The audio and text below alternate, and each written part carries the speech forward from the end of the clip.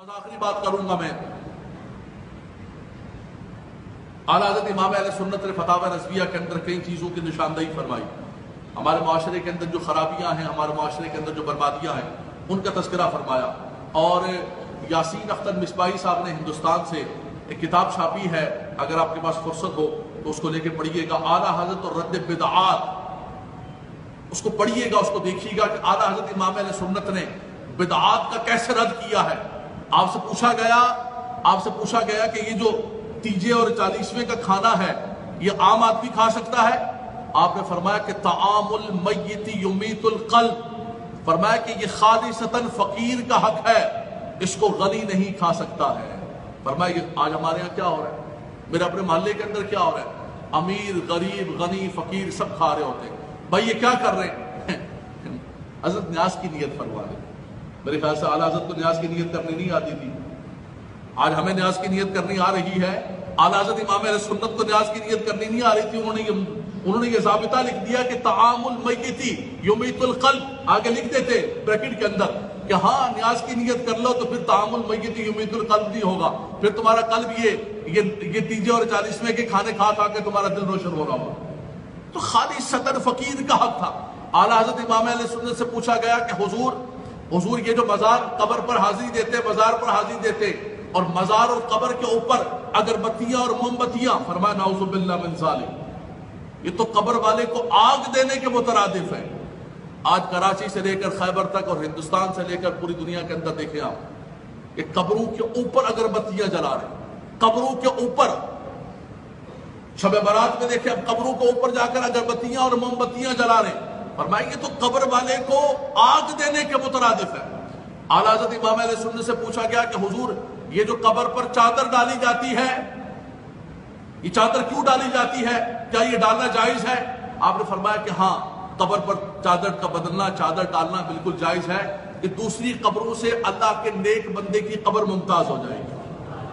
اگلی بات سنیے گا.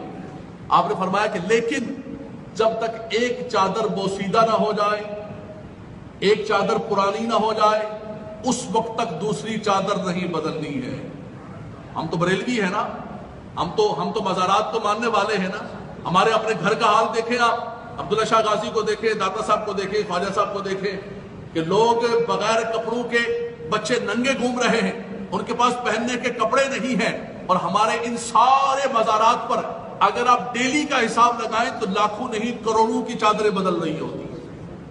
سر کا چادروں کا دھندا، وہی بازار میں گئی وہی واپس آ گئی، وہی بازار میں گئی وہ. اس کو ہم نے بریلویت کا نام دیا ہوا ہے، اس کو ہم نے بزرگان دین کی محبت کا نام دیا ہوا ہے، اس کو ہم نے سنیت کا نام دیا ہوا ہے. اعلیٰ حضرت امام اہل سنت لکھ رہے ہیں، جن کو اپنا امام مانتے ہیں، جن کا کل عرس بنا رہے ہوں گے، لنگر رضوی کھا رہے ہوں گے، وہ کہتے ہیں کہ جب تک ایک چادر پرانی ہو جائے نہ ہو جائے اس وقت تک چادر نہ بدلے. ہم کہتے ہیں نہ حضور، نہ ہم نے تو وہی کرنا ہے جو ہمارا من ہے. کتنی بڑی بدقسمتی اور بد نصیبی ہے سنیو ہمارے لیے.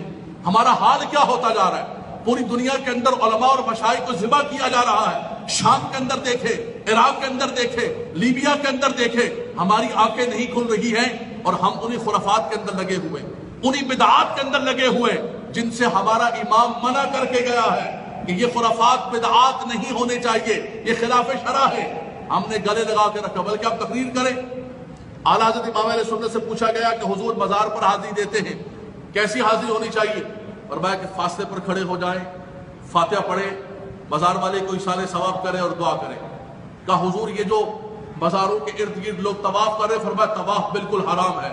فرمایا کہ اگر کوئی سجدہ تعظیمی کرتا ہے، خدا نہیں مانتا ہے، ادباً سجدہ کرتا ہے، آپ نے فرمایا کہ اگر سجدہ عبادت کرے گا وہ تو کافر ہے، اور اگر سجدہ تعظیمی کرتا ہے تو حرام حرام حرام ناجائز. عرض کہ حضور نہ سجدہ تعبدی نہ سجدہ تعظیمی، محبت سے بوسہ لے رہا ہے، چوم رہا ہے. آپ نے فرمایا کہ احمد یہ ہے کہ قبر کا بوسہ بھی نہ لیا جائے. یہ بھی گھر کی تعلیمات نہیں، اپنے امام کی تعلیمات بتا رہا ہوں، سنو.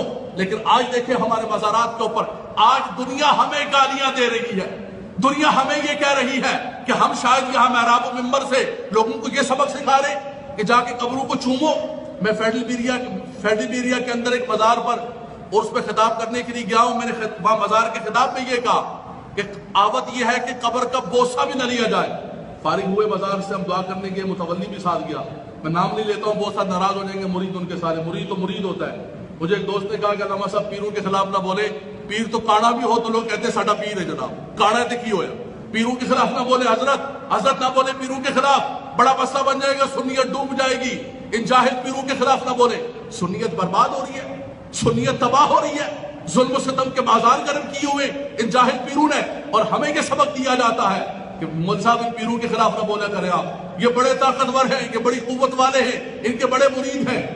وہاں پر بازار پر ہم حاضر دینے کے خطاب کرنے کے بعد اس متولی نے میرے سامنے باقاعدہ طور پر بالکل جھک کر سجدے کی حالت میں جا کر اس کو چوما. یعنی وہ سبق دے رہا تھا کہ ہم لارڈ ہیں یہاں کے، تمہاری تقریر شقریر گئی سب ادھر، ہم جو کریں گے ہماری مرضی دی. شریعت ہماری نعوذ باللہ من ذالک، شریعت ہماری لونڈی ہے، ہم جس طرح چاہیں گے. آج سنیت کو تباہ و برباد کر دیا. اے مسلمانوں، اگر آپ چاہتے ہیں حقیقت کے اندر ان تعلیمات کو اجاگر کیا جائے، اعلیٰ حضرت امام اہل سنت نے جو سبق دیا ہے کہ ان بدعات، ان خرافات اور ان چیزوں سے بچا جائے.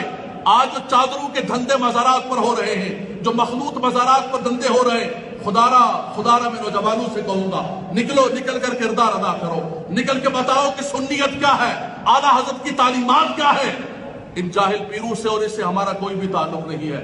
حضور نجیب میاں صاحب تشریف لائے مارار شریف سے، مجھے فرمانے لگے کہ مجھے پتہ چلا ہے کہ چادروں کے خلاف تقریریں کرتے ہو آپ.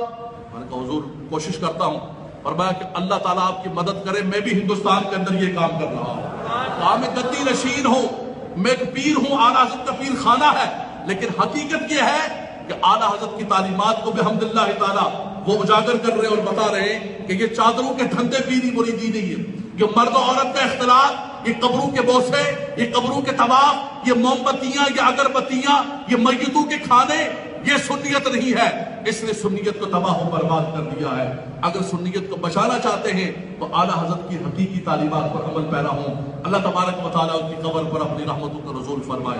وآخر دعوانا الحمدللہ رب العالمین.